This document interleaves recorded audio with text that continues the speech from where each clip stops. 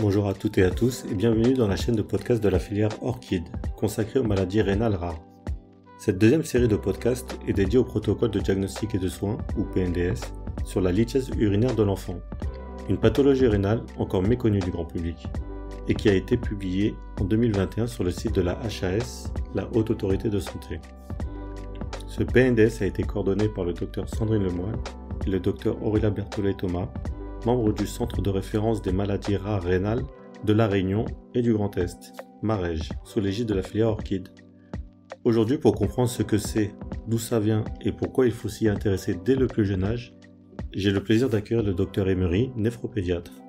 Bonjour docteur. Oui, bonjour Tariq, bonjour à tous nos auditeurs. Merci pour cette invitation. C'est un sujet important, souvent sous-estimé, et je suis ravie de pouvoir en parler avec vous aujourd'hui. Docteur, avant tout, pouvez-vous nous expliquer simplement ce qu'est une lithiase et pourquoi elle concerne aussi les enfants ? Oui, bien sûr.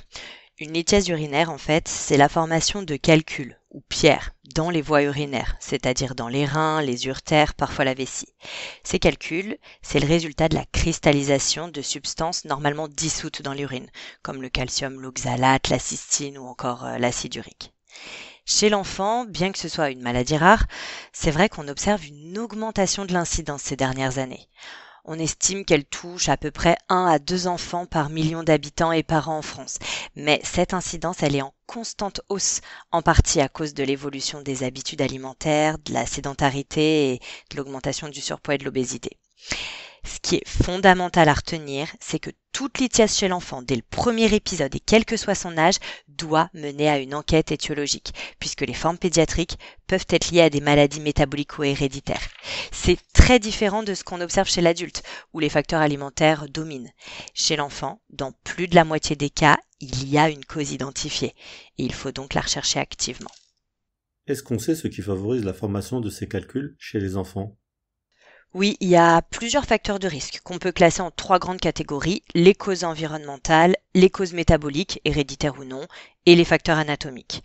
Alors, du côté environnemental, le défaut d'hydratation chronique, une alimentation trop riche en sel, trop riche en protéines animales, ou encore un apport insuffisant en calcium peuvent favoriser les lithiases.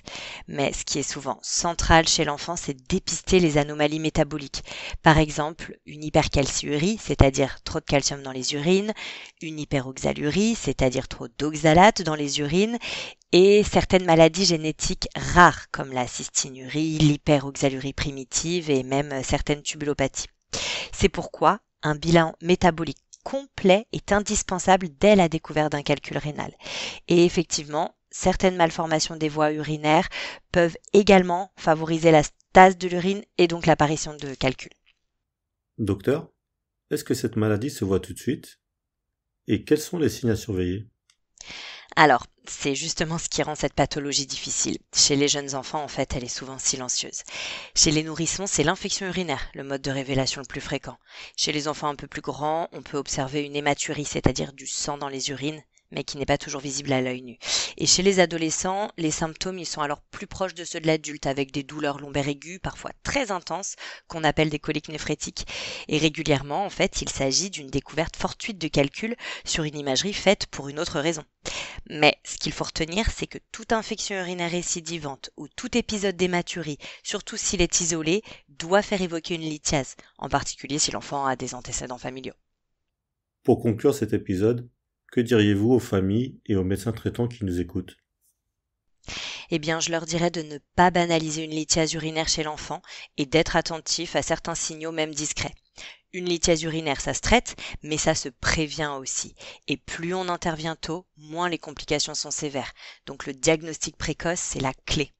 Et puis, c'est pas un combat que les familles mènent seules. Il existe des centres de référence, des équipes spécialisées, des filières comme Orchid qui accompagnent les enfants atteints de maladies rénales rares. L'information et l'accompagnement font toute la différence. Merci beaucoup Dr Emery pour ces explications claires et précieuses. On se retrouve dans le prochain épisode pour parler du diagnostic et du parcours de soins face à la lithiase urinaire de l'enfant. À très bientôt. Avec plaisir Tariq, à bientôt. Je vous rappelle que le PNDS sur la lithiase urinaire de l'enfant est disponible sur le site de la HAS et le site de la filière Orchid. Merci à tous de nous avoir suivis. Prenez soin de vous et à très bientôt sur ce podcast.